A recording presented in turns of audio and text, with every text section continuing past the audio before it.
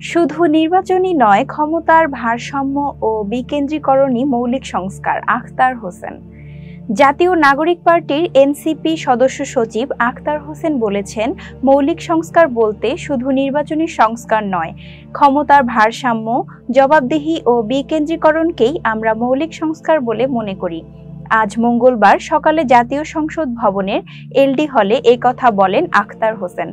সংস্কার প্রশ্নে ঐকমত্য গঠনের লক্ষ্যে রাজনৈতিক দলগুলোর সঙ্গে 15 মের মধ্যে আলোচনা শেষ করার আশা প্রকাশ করেন ঐকমত্য কমিশনের সহ-সভাপতি অধ্যাপক আলী রিয়াজ। শুভেচ্ছা বক্তব্যে তিনি বলেন, সংস্কারের পথ উন্মুক্ত করতে হবে, এই আলোচনা কার্যকরী হবে বলে আমরা আশাবাদী। এনসিপির দেওয়া মৌলিক সংস্কারের রূপরেখা গ্রহণ করার কথা জানিয়েছে অধ্যাপক আলী রিয়াজ। বলেন, আমাদের লক্ষ্য হচ্ছে ভবিষ্যতে বাংলাদেশকে একটি গণতান্ত্রিক রাষ্ট্র হিসাবে প্রতিষ্ঠা করা।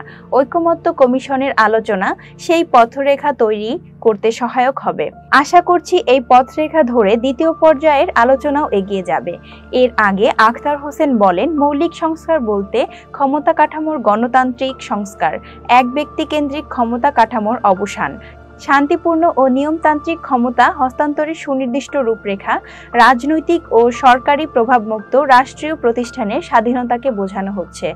বৈঠকের শুরুতে আজ জাতীয় ঐকমত্য কমিশনের কাছে মৌলিক সংস্কারের রূপরেখা তুলে দেন এনসিপির প্রতিনিধিরা।